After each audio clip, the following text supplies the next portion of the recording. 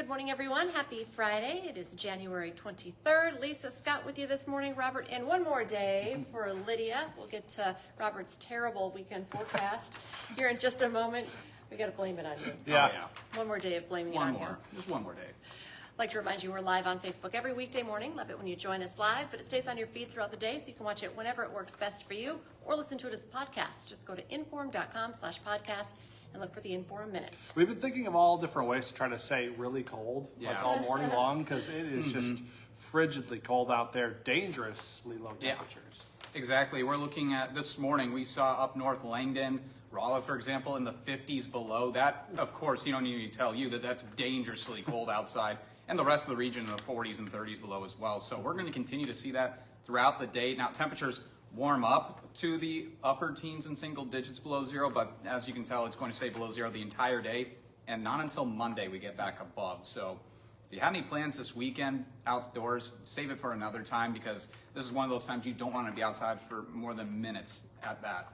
Yeah, because if you're not properly dressed, even if you are, frostbite could really be an issue. Certainly, and not just if you're going to be driving as well. You want to make sure you have winter items in your car. You never know in this cold if your car can break down. And that, of course, a lot of cars, I imagine, might not even start this morning, that have been sitting out all night because of the batteries, in which if you have a bad battery, can't really stand these cold temperatures. So you want to make sure you have items such as blankets, multiple layers of warm clothing in your car, non-perishable food items, because even if you're driving and the roads are looking okay, you never know what could happen. You don't want to be stuck out in that cold. Absolutely. Sure. Full tanks of gas, that kind of thing if you're leaving town.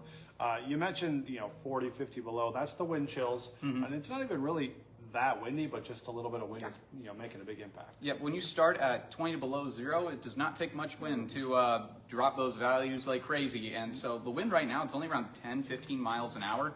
It's not that strong, but again, when it's this cold outside, that's when it can really exponentially go down quickly. For sure. So it sounds like Monday, first chance of getting back above zero? Actually, a really decent shot. We'll actually get into the teens above zero, so okay. It'll feel like summer outside. The rest of the week, it's going to be single digits above zero, like right around there, 2, 3, 4 degrees. So It'll be an improvement, but we'll have to wait until next Friday into the following weekend for consistent days in a row of teens above zero. Okay, sounds good. Maybe you won't have much to say about this, but it sounds like there's supposed to be a huge winter system hitting half the country. Yeah, Can you certainly. talk about that a little bit, how it's going to be super cold? Yep. Other places too, and just what's that maybe looking like? So that cold is spreading all throughout the lower 48, really in the central part of the U.S. out to the East Coast, and they're getting a monster winter storm in the central part of the United States, stretching all the way to Virginia, Washington, D.C. We're talking about over a foot of snow in numerous spots. Now, for us, we're behind that system, and we're seeing the Arctic blast side of it. So while we aren't seeing any snow, we are getting the full brunt of the cold air behind it. So, For sure. All right. yeah, but for the snow, that's not going to be affecting us. We get the cold instead. So It's like pick your poison. Yep. What do you want? All right. Well, anything else, Robert, people need to know? I think that's it. Otherwise, just be safe this weekend. Again, limit your time outdoors. It's one of those days where if you have any errands, you park the car, you walk in right away. Don't waste any time outdoors. It's just too cold outside. Maybe run. Yeah, run. Yeah, Carefully. yeah. Yeah, Careful. that's right. Don't slip on the ice. All right, Robert. Thanks. Appreciate it. Yep. Okay, well, it is so cold that some schools are closing down or having students come in late today. Yep. UND and Grand Forks, all M-State campuses, and Detroit Lakes schools are all closed today. Moorhead, DGF, and Hawley are all running 2 hours late. Fargo, West Fargo, and Grand Forks are all on time. Jamestown Public Schools says they have counselors available for students after a 16-year-old freshman was killed in a crash. Family friends say Jake Stiles was walking home from Dollar General on Wednesday afternoon when he was hit by a semi-truck that was turning the corner. The roads were icy at the time. The truck driver was not hurt, but possible charges are under investigation. Organizers are planning a statewide protest against ICE today in Minnesota. That includes a demonstration in Moorhead. They're calling it ICE Out of Minnesota, a day of truth and freedom. It's just the latest in a series of anti-ICE protests that are happening across the area since federal agents went into the Twin Cities. Protesters are asked to stand along 20th Street in Moorhead, south of 28th Avenue, facing I-94. It's going to happen from 3 to 5 here locally. A first of its kind survey for Fargo police is giving them a new look at how people view safety across the city. Fargo Police Chief David Zabolski says the results from that survey are mostly positive.